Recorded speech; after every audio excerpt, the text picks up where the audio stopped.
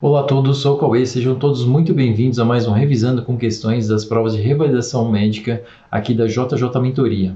Nosso conteúdo semanal focado nas provas de revalidação do INEP, da UFMT e da USP. Pessoal, a gente acredita muito nesse modelo de revisar a partir das provas anteriores. Aqui na JJ Mentoria a gente divide os temas de acordo com sua relevância nas provas, em relevância muito alta, relevância média e relevância baixa. Hoje nós temos um tema muito importante, é um tema aí que eu julgo como relevância muito alta. O tema de hoje, pessoal, é o tema Estratégia da Saúde da Família. Para vocês terem uma noção, na prova da UFMT, nas últimas 4 provas, em 2018 caiu uma questão, 2017 2 questões, 2015 uma questão. Em relação ao revalida do INEP, no INEP em 2017 caíram 4 questões em 2017, 2016 4 questões, 2015, 4 questões e 2014, uma questão relacionada à estratégia da saúde da família. Ou seja, é um tema realmente importante para as provas de revalidação médica. Legal? Vamos lá. Para a gente poder começar a falar sobre estratégia da saúde da família, o que a gente tem que saber? A gente tem basicamente de saber um pouquinho sobre a rede de atenção no Brasil, sobre a rede de atenção do SUS. Vamos pensar no SUS, pessoal, como um grande círculo, tá? Imagine então um grande círculo e dentro desse grande círculo a gente tem lá a APS, que é a Atenção Primária à Saúde, e dentro desse círculo da APS a gente tem outro círculo menor que seria a Estratégia da Saúde da Família. Vamos lá. O SUS, todos nós sabemos que tem os seus princípios. Nós dividimos os princípios em doutrinários e organizacionais. Em relação aos níveis de atenção, o pessoal confunde muito isso. Níveis de atenção com níveis de prevenção. São diferentes, pessoal. Em relação aos níveis de atenção, a gente tem 3 níveis de atenção. Então, a gente vai dividir em primário, secundário e terciário. Enquanto aos níveis de prevenção, a gente divide em primário, secundário, terciário e quaternário. Tá legal? Vamos lá. Em relação aos níveis de atenção, primário. Primário seria o caso, a atenção primária à saúde, tá legal? E dentro da atenção primária à saúde, a gente tem a estratégia da saúde da família, que cada vez vem tomando mais espaço, tá legal? Tem um documento que rege a atenção básica, que seria o PNAB, que é a Política Nacional de Atenção Básica. Isso é muito importante, cai nas provas, e é algo que rege, algo que realmente, se a gente ler, saber muito sobre o PNAB, a gente realmente vai saber bastante sobre a atenção básica do Brasil, tá legal? Então, a gente tem alguns princípios e diretrizes focados na atenção básica. Lembra lá que eu falei para vocês que no SUS a gente tem os princípios que a gente vai dividi-los em doutrinário e organizacionais? Aqui, na atenção básica, a gente vai dividir também em princípios e diretrizes, tá legal? É um pouquinho diferente. Isso eu estou seguindo o PNAB, que realmente é o documento focado ali na atenção básica do Ministério da Saúde, tá legal? Então, os princípios da atenção básica seria a universalidade, a equidade e a integralidade. Então, se você for falar de princípios de atenção básica, seriam esses 3. Em relação às diretrizes a gente tem um monte, né? A territorialização, a descrição de clientela, resolutibilidade, longitudinalidade, coordenação do cuidado, organização da rede, participação da comunidade, um monte de coisa, legal? Vamos lá, depois, à medida que a gente for resolvendo as questões, eu vou falar um pouquinho mais sobre esses princípios e essas diretrizes. Vamos lá, hoje aqui a gente tem uma gama de questões focadas aí nas provas de revalidação médica, que vai falar sobre a estratégia da saúde da família. Peguei questões da USP, da UFMT e do revalida do INEP. Vamos lá então, pessoal, essa questão número 1 é a questão do processo de revalidação da USP. A equipe mínima da estratégia da saúde da família é composta pelos seguintes profissionais, incluindo os agentes comunitários de saúde nas equipes. Essa é uma questão relativamente fácil. Por quê? Mesmo que a gente não soubesse, não tivesse toda a certeza, vocês sabem que na equipe da estratégia da saúde da família tem um médico, também como membro. Então, na alternativa C falava enfermeiro, agente administrativo e auxiliar de enfermagem. Errado, né? Cadê o médico? A D, enfermeiro, dentista e nutricionista. Errado, né? Não tem o médico aqui. Então, a gente ficaria entre a A e a B. A fala o seguinte, ó, médico generalista, enfermeiro e dentista. A B, médico generalista, enfermeiro e nutricionista. Pessoal, o nutricionista ele faz parte normalmente do NASF, né, que é o Núcleo de Apoio à Saúde da Família. Tá? Então, não faz parte da equipe da estratégia da família. Tá? Então, a gente vai ficar com a alternativa A como a alternativa correta. No PNAB, pessoal, está escrito da seguinte forma, ó, que a equipe da estratégia da saúde da família ela tem que ser composta, no mínimo, por médico, enfermeiro, auxiliar ou técnico de enfermagem e agente comunitário, podendo fazer parte da equipe o agente de combate às endemias e os profissionais de saúde bucal, que aí seria o cirurgião dentista e auxiliar ou técnico de saúde bucal. Tá legal? Vamos lá. Então, alternativa correta, alternativa A, médico, generalista, enfermeiro e dentista. A questão número 2 é uma outra questão também do processo de revalidação da USP. A equipe mínima é a equipe reconhecida pelo Ministério da Saúde como essencial para os credenciamentos de uma unidade de saúde de família e é composta pelos seguintes profissionais: o médico de família, o enfermeiro, auxiliares ou técnico de enfermagem, agentes comunitários e dentista. A equipe é responsável pelos moradores de uma área de abrangência previamente delimitada, onde residem de 800 a 1.000 famílias. Aí agora a pergunta: são funções da equipe de saúde da família? Vamos lá. A alternativa A, coordenação de cuidados aos pacientes da área. Sim, né? A coordenação de cuidado realmente faz parte ali das diretrizes da atenção básica à saúde. A B, vigilância à saúde da população. Também, né? Pensando em imunização, por exemplo, é muito presente isso na atenção primária, nas unidades básicas de saúde, o fato dos pacientes terem que se imunizarem, os agentes comunitários avisam, eles vão em alguns momentos junto com os técnicos de enfermagem até a casa do paciente para vaciná-los, os pacientes restritos. Sempre quando tem campanha é avisado aos pacientes da área. Então tem muito isso é muito forte na atenção primária, né? Essa vigilância à saúde da população, dentre outros fatores também que entram aí como vigilância à saúde, tá legal? Acolhimento e classificação de risco, sim, né? O acolhimento basicamente seria a demanda espontânea, né? Então o paciente ele chegou com, vamos supor, ele estava fazendo algum trabalho e se machucou, ele vai então até a UBS para fazer um curativo. Isso seria um acolhimento, uma demanda espontânea que não está na agenda necessariamente do médico, tá legal?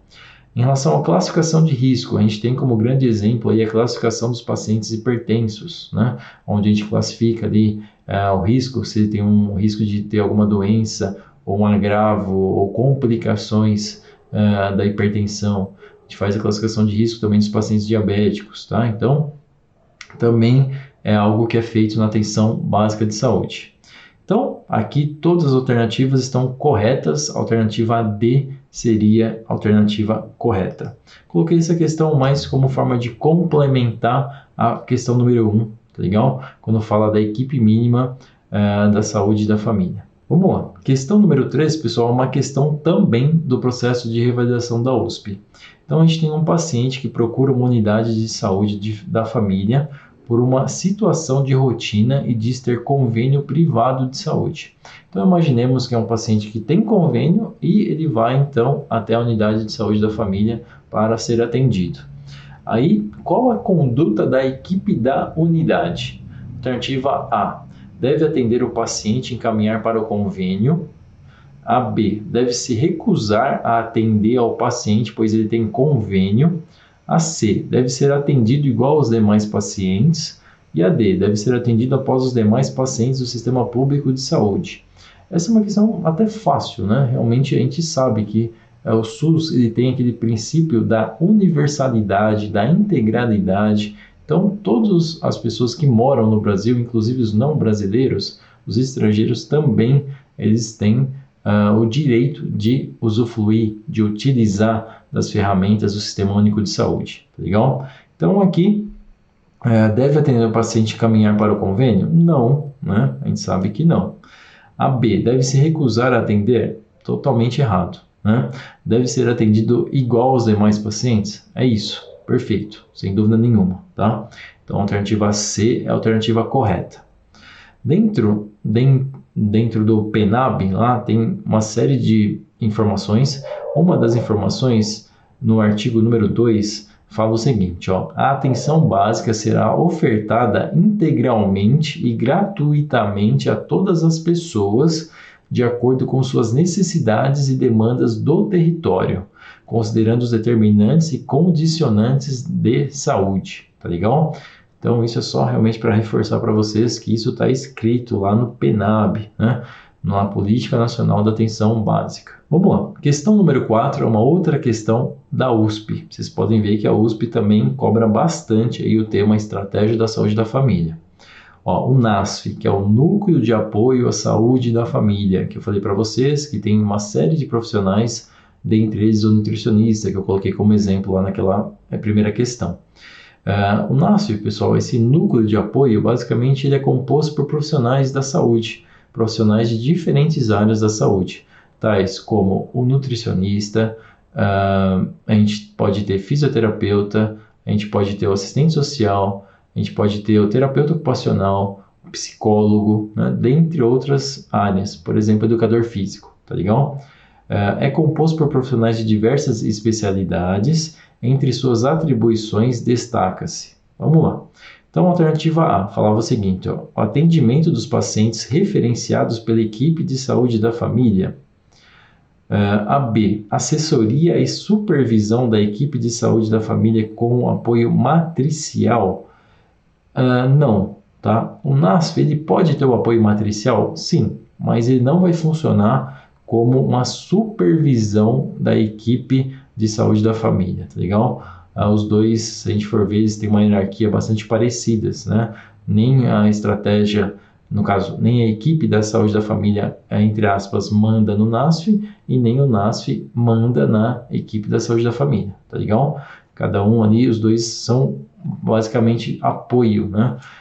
Os dois têm o mesmo nível hierárquico, tá legal? Só que eles agem de formas diferentes, né? Então, basicamente, um apoia o outro, né? A estratégia, a equipe da estratégia, ela traz o caso para ser discutido nas reuniões com o NASF, com todo o seu know-how, com todo o seu conhecimento, ele ajuda a equipe da saúde da família a montar uma estratégia para aquele determinado problema.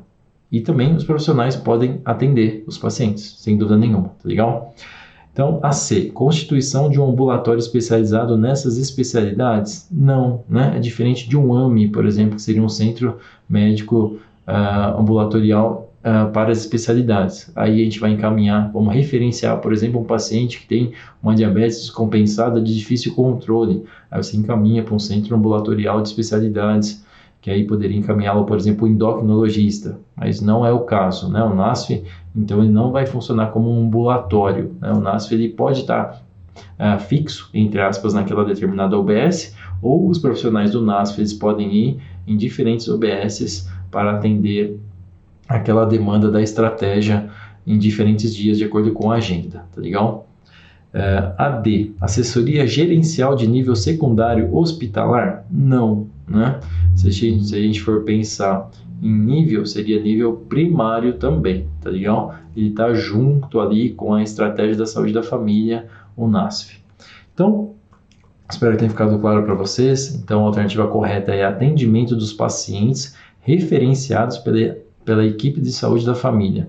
Ou seja, que nem eu falei para vocês, tem uma reunião onde a equipe da saúde da família encontra-se com o NASF, com o Núcleo de Apoio da Saúde da Família. Nessa reunião, a equipe traz um determinado problema, é discutido esse problema e aí é feita uma estratégia para tentar resolver esse problema. A estratégia pode ser referenciar para o psicólogo, referenciar para o educador físico, referenciar para o fisioterapeuta, tá legal? Ou simplesmente uma discussão, falar, não, faça isso, isso, isso, vamos discutir então, vamos tentar fazer essa determinada indicação. Se resolver, na próxima reunião a gente passa para vocês. Se não resolver, a gente vai pensar numa nova estratégia de abordar aquele determinado problema, tá legal? Então, uma das funções do NASF é atender também esses pacientes que a equipe da saúde da família referencia para determinado profissional do NASF, tá legal? Então é isso, essas 4 questões, elas abordaram aí bastante a atenção básica. Agora eu vou trazer uma outra questão que não é uma questão da USP. Tem mais uma questão da USP ainda, mas agora a gente vai para a questão do INEP. No INEP fala o seguinte, durante a reunião do Conselho Municipal de Saúde de um município de 200 mil habitantes, a equipe de saúde da família responsável pelos atendimentos de uma unidade básica de saúde foi informada que nos últimos 8 meses constatou-se aumento de 40% nas taxas de suicídio e de tentativa de suicídio naquela localidade. Então, basicamente, a gente tem uma reunião do Conselho Municipal de Saúde de um município de 200 mil habitantes, junto com a equipe da saúde da família, onde foi identificado esse grande problema aí, que nos últimos 8 meses teve um aumento de 40% das taxas de suicídio e tentativa de suicídio naquela determinada localidade. Que medidas de intervenção coletivas são indicadas para esse município? Então, o conselho, ele junto com a equipe da saúde da família, ele tem essa reunião. A estratégia como um todo, ela tem essa, entre aspas, obrigação de trazer para a unidade básica de saúde para ser discutido e para criar-se uma determinada estratégia para melhorar aquele problema. O fato de trazer para a unidade pode ser discutido com o NASF também, né? A gente pode discutir com diferentes profissionais da área da saúde para criar-se uma determinada estratégia, ou de repente se tiver a equipe bem fechada ali e fala, não, eu sei o que a gente pode fazer, a gente pode resolver esse problema dessa forma, então de repente só a equipe em si pode tentar criar uma determinada ferramenta para resolver esse problema. Então, aqui, a alternativa A fala o seguinte, criar grupos de apoio terapêutico e incentivar a criação de grupos de convívio em escolas municipais e outros espaços públicos. É uma opção, né? Sem dúvida nenhuma uma opção. Vamos ver as outras. Realizar novas contratações de médicos, psiquiatras e psicólogos e encaminhar pacientes com ideação suicida para internação compulsória. Não, né?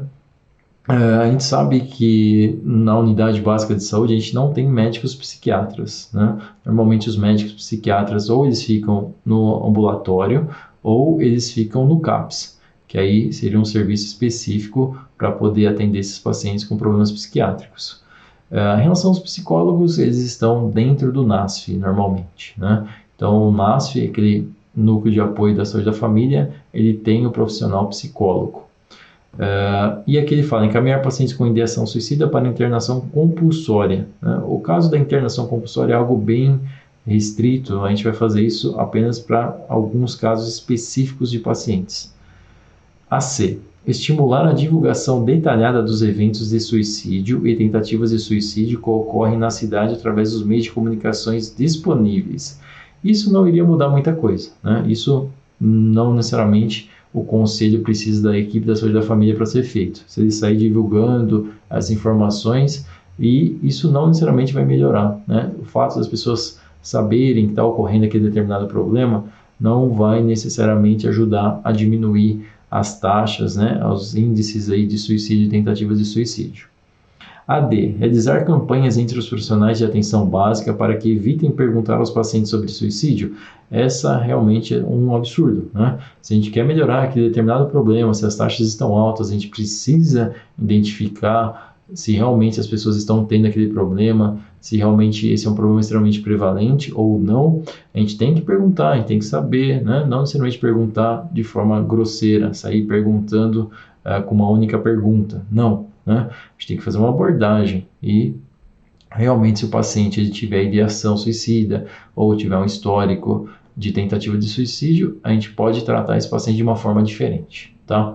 Mas não é assim, né? Sair perguntando aos pacientes sobre suicídio e acabou. Então, alternativa A, vocês podem ver que realmente faz muito mais sentido realmente é o que uma das estratégias que poderiam ser feitas aí para poder melhorar essas taxas que estão altas, tá? Então, criar grupos de apoio terapêutico, incentivar a criação de grupos de convívio em escolas municipais e outros espaços públicos. Sem dúvida nenhuma, essa seria uma das boas alternativas para começarem a ser feitas, ok? Pessoal, questão número 6 é uma questão da USP. Vamos lá, ó. O paciente procura uma unidade básica de saúde necessitando de alguns medicamentos prescritos por um convênio privado de saúde. Em relação ao Sistema Único de Saúde, o paciente poderá retirar os medicamentos prescritos na unidade de saúde, desde que sejam da lista de medicamentos padronizados pela Secretaria Municipal da Saúde do município ao qual a unidade de saúde está localizada. Vamos lá, para a gente poder contextualizar essa questão. Então, imaginemos um paciente hipertenso que passou no médico do convênio e o médico aumentou a medicação, ou mesmo acrescentou. O paciente tomava hidroclorotiazida e o médico do convênio acrescentou, por exemplo, losartana de 12 em 12 horas. Então, esse paciente já pegava a medicação no posto de saúde, ele pegou aquela receita feita pelo médico do convênio e foi então até o posto de saúde para pegar a medicação. Sendo uma medicação padronizada naquele município, não tem problema nenhum, né? O paciente chegar na farmácia da UBS com a receita do convênio, com um carimbo com o médico do convênio, sem problemas, tá legal? O único problema seria se o remédio não fosse padronizado naquele determinado município ou se não fosse uma receita de medicação, e sim um exame. Vamos supor, um exame laboratorial. O médico pediu um hemograma no papel ali do convênio. O paciente chega na unidade básica de saúde e quer fazer aquele hemograma. Não vai ser feito, tá legal? No caso dos pedidos de exame, aí ele precisa, entre aspas, trocar aquela guia, tá? Então ele precisa passar com o médico da unidade de saúde, o médico vai avaliar aquele paciente, se ele achar que tem que fazer aquele determinado exame, ele vai solicitar no formulário da unidade básica de saúde, tá legal? Então, alternativa A, está correto uma vez que a unidade de saúde pertence ao SUS? Sim, realmente pode ser feito isso, sem problemas. A B, está errada, pois a prescrição foi feita pelo médico do convênio privado e não na unidade de saúde. Errado, né? A gente sabe que a prescrição é válida, tá? C, está correta, pois o convênio, apesar de privado, irá posteriormente ressarcir o SUS pelos medicamentos prescritos? Errado, né? O convênio não tem essa obrigatoriedade de ressarcir o SUS, tá? A D, está errada, pois o princípio da integralidade da atenção no SUS garante o atendimento ao paciente. O que garante o atendimento não é a integralidade, sim a universalidade, né? E não é porque temos esse princípio da universalidade que também tudo que for feito no convênio vai ser aceito diretamente no SUS, tá legal? O paciente, ele tem sim, qualquer paciente, né, tem essa disponibilidade, o acesso a passar com o médico da unidade de saúde, independente de ter convênio ou não, mas também nem tudo que vem do convênio vai ser aceito no SUS, tá legal? Então, a gente vai ficar com a alternativa A, está correta uma vez que a unidade de saúde pertence ao SUS. Fato.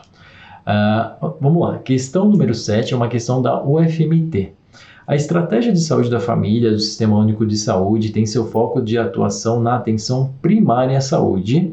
A equipe é caracterizada pela multidisciplinaridade de profissionais que desempenham seu trabalho dentro dos princípios do Sistema Único de Saúde. Qual princípio se define por meio da abrangência do território, do número de famílias que agrupam o número de pessoas, das visitas domiciliares e do cadastramento da população? Vamos lá. Essa questão, pessoal, se a gente for ser meticuloso, realmente ela está errada, né? Por quê? A gente sabe que, de acordo com o PNAB, que é a Política Nacional de Atenção Básica, a gente tem apenas 3 princípios da atenção básica, que é a universalidade, a equidade e a integralidade. O resto são diretrizes, tá? Então, a gente tem as diretrizes da regionalização e hierarquização, territorialização, população adscrita, cuidado centrado na pessoa, a resolutibilidade, a longitudinalidade do cuidado, a coordenação do cuidado, a ordenação da rede e a participação da comunidade, tá? Então, são diretrizes e não princípios da atenção básica. Mas tudo bem, vamos lá, vamos trabalhar em cima dessa questão. A alternativa A falava o seguinte, ó, princípio da multiprofissionalidade com foco nas doenças. Em relação à multiprofissionalidade, beleza, correto. Realmente, a atenção básica tem isso. Agora, focado nas doenças, não, né? O atendimento é centrado na pessoa, tá legal? A B, princípio da descrição e territorialização, essa é boa. Vamos ver porque a C e a D está errada. Princípio da referência e da contrarreferência, errado. Né? Na verdade, não existe esse princípio, e se a gente for pensar em referência e contrarreferência, também não tem nada a ver com o que foi dito no enunciado. O que é referência, pessoal? Imaginemos que a gente está na unidade básica de saúde, chega um paciente com uma hérnia encarcerada. Você identifica que é uma hérnia encarcerada, você encaminha, você referencia para o cirurgião geral. Imaginemos que o cirurgião geral atendeu essa paciente, identificou que tem uma hérnia encarcerada, encaminhou para a cirurgia, fez a cirurgia e depois ele faz a contrarreferência, ou seja, um papel encaminhando, entre aspas, esse paciente para a unidade básica de saúde. Tá legal? A D, princípio da territorialização de diagnósticos prevalentes. Na realidade, não existe esse termo, né? Territorialização de diagnósticos prevalentes. A partir da descrição, a gente vai conseguir realmente, ou a gente vai tentar, né, saber quais são os diagnósticos prevalentes naquela determinada área. Lembrando que os diagnósticos prevalentes podem mudar muito. No Amazonas pode ser uma doença, no Ceará outra, em São Paulo outra, no Rio Grande do Sul outra. Legal? Mas não existe, né, esse termo territorialização de diagnósticos prevalentes, tá? A territorialização, normalmente, ela fala sobre o território, né? Ou seja, se a gente pegar uma unidade básica de saúde que tem 4 equipes de estratégia da saúde da família, cada uma das equipes vão ter um território. Então, inicialmente é muito importante, né, territorializar. Você fala, opa, a equipe número 1 ela tem esse território aqui e esse território aqui. Lembrando que eles não precisam ser contínuos, né? Uma equipe de estratégia pode ter um território aqui e outro aqui e fazer parte da equipe número 1, por exemplo. Tá legal? Então, a descrição e a territorialização são exatamente isso, né? Exatamente isso. É o fato de definir a abrangência do território, saber o número de famílias que agrupam aquele determinado número de pessoas e o cadastramento da população, né? Então, saber que naquele determinado território a gente tem o número de gestantes, tem o número de crianças de 0 a 1 ano, o número de crianças de 2 a 10 anos, o número de pacientes hipertensos, o número de pacientes diabéticos, o número de pacientes diabéticos insulinodependentes. Isso realmente faz parte da descrição de clientela, tá bom? Então, a alternativa B é a alternativa correta. Questão número 8, pessoal, uma questão da USP. Vamos lá. Ó. De acordo com a política de atenção básica do Ministério da Saúde, a estratégia da saúde da família conta com equipe multiprofissional com as seguintes características. Vamos lá. Vai entrar de novo aqui aquela composição mínima, né? Vamos lá. Questão número 1. A. Os agentes comunitários de saúde devem ser em número suficiente para cobrir 80% a 100% da população cadastrada, com um máximo de 700 pessoas por agente e de 15 agentes comunitários de saúde por equipe da saúde da família. Errado, né? Não existe, pessoal, nenhum lugar do Brasil uma equipe de saúde da família que tem 15 agentes comunitários. Realmente, a gente tem esse número máximo aí que cada agente comunitário deve ter no máximo 700 pessoas. Lembrando que uma equipe da saúde da família está, de acordo com o PENAB, ele deve ter no máximo 3.500 pessoas. Então, imaginemos que se pode ter no máximo 3.500 pessoas, se no máximo são 700 pessoas para cada agente comunitário, uma equipe de saúde da família tem que ter aí 5 agentes comunitários. Tem algumas equipes que um agente comunitário fica responsável por menos pessoas. Nessa equipe, um agente comunitário é responsável por 500 pessoas. Então, pode-se ter aí até 7, por exemplo, agentes comunitários, tá legal? Então, o número de agentes comunitários realmente pode ter uma variação. O que não pode é, por exemplo, uma equipe de saúde da família que tem 3.500 pessoas cadastradas ter 1 ou 2 agentes comunitários. Isso não, tá legal? Então, a alternativa A está errada. A B, composição mínima, médico especialista em saúde da família, enfermeiro, técnico de enfermagem e agentes comunitários. Errado, né? A gente viu que também pode fazer parte da composição mínima os profissionais da saúde bucal, tá? No texto, pessoal, você vê que gera uma certa dificuldade, né? Porque ele fala assim que tem que ter, entre aspas, como equipe mínima, o médico, o enfermeiro, o técnico de enfermagem, o auxiliar de enfermagem, os agentes comunitários, podendo ter o profissional da saúde bucal, tá? Então, tem esse termo aí, esse podendo, né? Então, isso gera um pouco de dificuldade, mas o pessoal da USP, eles tendem a colocar aí o dentista, né? O cirurgião dentista como a composição da equipe mínima, tá? Então, a USP gosta de colocar isso, já apareceu aí 2 vezes para a gente, na idade 3. Então, eles colocam realmente como composição da equipe mínima o cirurgião dentista. Mas no PNAB, né, que teoricamente é a Política Nacional de Atenção Básica, que seria o documento de referência aí do Ministério da Saúde para atenção básica, tem esse termo aí que pode ter, tá? Então tem que tomar cuidado em outras provas, nas provas do INEP ou nas provas do FMT, pode ser que a equipe mínima não apareça necessariamente o cirurgião dentista, tá? Então isso é algo que no futuro a gente pode discutir também mais, para deixar esse alerta para vocês. Infelizmente, a gente tem algumas diferenças aí de bancas, né? E algumas bancas podem realmente trabalhar em cima disso. Isso é algo que tem que tomar um certo cuidado. Aqui a gente vai considerar que realmente é a composição mínima, né? A banca da USP sempre vai ter também o cirurgião dentista. Então essa seria errada. A C. Todos os profissionais da equipe são responsáveis por manter atualizado o cadastramento das famílias e dos indivíduos no sistema de informação local e por realizar sistematicamente a análise da situação da saúde da população adscrita. Isso está correto, pessoal. Por quê? Porque vamos pegar como exemplo, o agente comunitário realmente ele tem essa obrigatoriedade, né, essa função de ir lá, de saber quantas pessoas ele tem cadastradas, quantas pessoas são hipertensas, quantos menores de 1 ano, quantos gestantes são daquela determinada microárea dele, né? Mas o médico e o enfermeiro também têm essa responsabilidade de atualizar. Vamos supor que o paciente passou em 2 consultas, as 2 consultas ele estava com a pressão arterial alterada, então foi feito o diagnóstico de hipertensão. O médico ou mesmo o enfermeiro tem essa obrigatoriedade de atualizar. Opa, entre aspas, ganhamos um paciente hipertenso. Então, tem que colocar aquele paciente hipertenso no gráfico ou na análise ou nos dados, tá legal?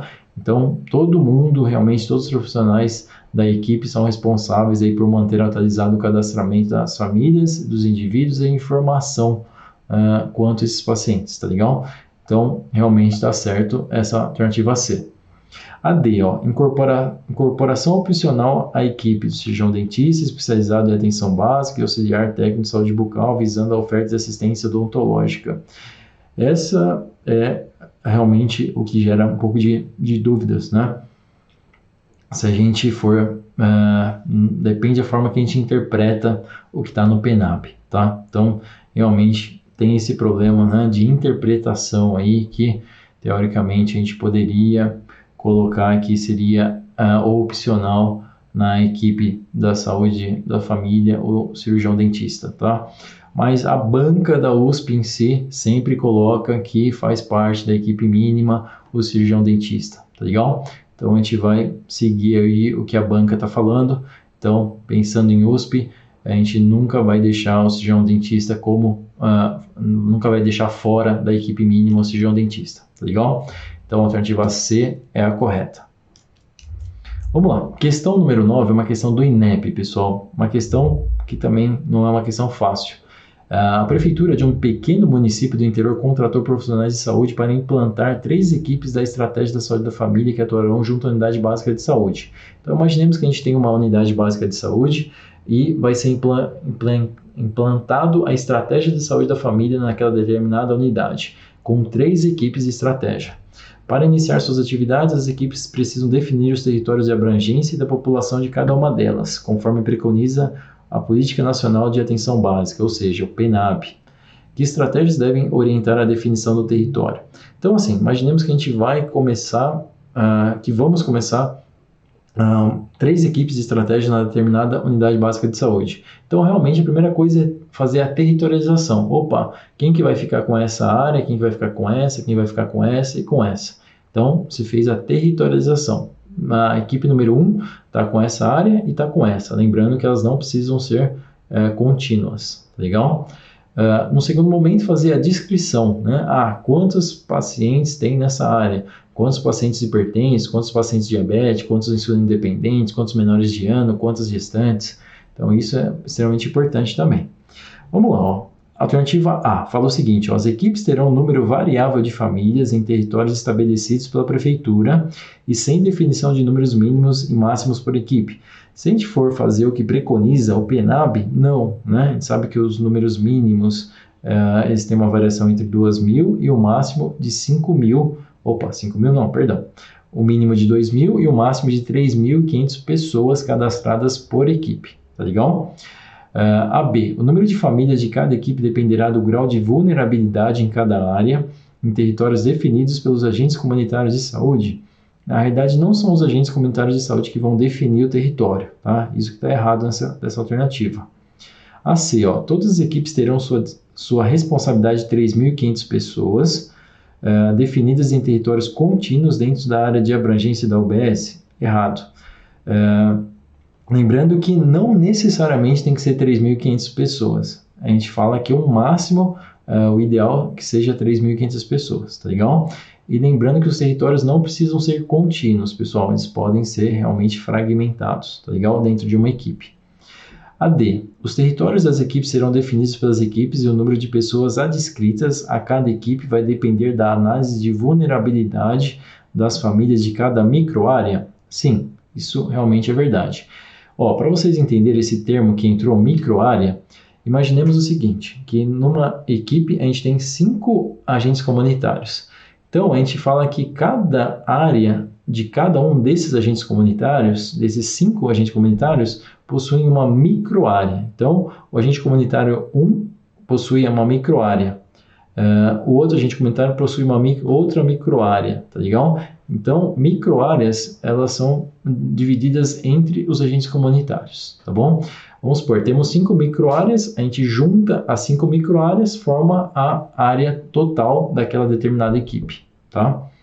O que está errado? A definição acerca dos territórios e da população sob responsabilidade de cada equipe da estratégia depende do diagnóstico de vulnerabilidade feito pelo médico.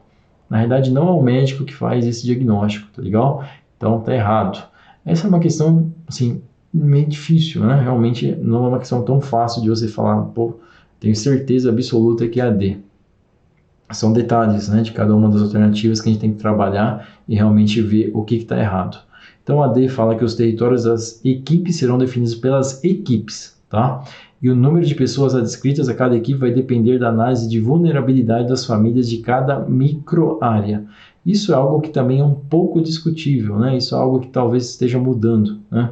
Se a gente pegar uma determinada microárea, talvez hoje a gente faça um cadastramento de todas as pessoas, né? E não apenas dependendo da vulnerabilidade, tá? Então tem um pouco dessa discussão aí, se a gente vai fazer essa descrição de clientela de acordo com a vulnerabilidade ou se simplesmente vai pegar todo mundo só por morarem lá, tá? Então isso é algo que realmente é um pouco difícil aí da gente discutir, mas para essa questão a D estaria mais correta dentre as alternativas que a gente tem, tá legal? Questão 10, pessoal, uma questão do INEP. Vamos lá, considere que um médico é convidado para participar da reunião da Comissão Intergestores Bipartite para explicar sobre o fluxograma de atendimento dos pacientes diabéticos sem complicações crônicas. Isso é bem legal. Então, a gente tem aí diabéticos sem complicações crônicas, residentes na capital.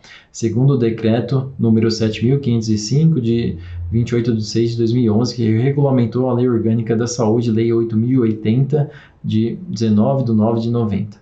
Então, a Lei 8.080, junto com a 9090, é uma das mais cobradas aí, pensando nas leis do SUS, pessoal. Então, essas realmente precisa saber mais sobre, tá? Nesse caso, essa questão era uma questão relativamente tranquila, que não precisava saber muitas informações sobre a Lei 8080. Para garantir o princípio da integralidade, esse grupo de pacientes deverá, no acompanhamento inicial, ser referenciado para a seguinte porta de entrada do Sistema Único de Saúde. Aqui, sem dúvida nenhuma, um paciente diabético sem complicações, ele deve ser referenciado para a atenção primária, legal? Então, não confundam isso. Algo que eu gostaria de colocar aqui para vocês, que a atenção primária, ela é constituída pelas unidades básicas de saúde, pelos agentes comunitários de saúde, pela equipe de saúde da família e pelo núcleo de apoio da saúde da família, enquanto o nível intermediário de atenção, ele fica em cargo aí de atendimentos de urgência, unidades de pronto atendimento e o atendimento de média ou alta complexidade feito nos hospitais. Então, a gente vai lembrar sempre a atenção primária na unidade básica de saúde. Em relação à atenção secundária, ela é formada pelos serviços especializados em nível ambulatorial e hospitalar. Então, a atenção secundária e terciária tem hospitais envolvidos, tá legal? Só que no caso da atenção secundária, são níveis hospitalares com densidade tecnológica intermediária entre a atenção primária e a terciária.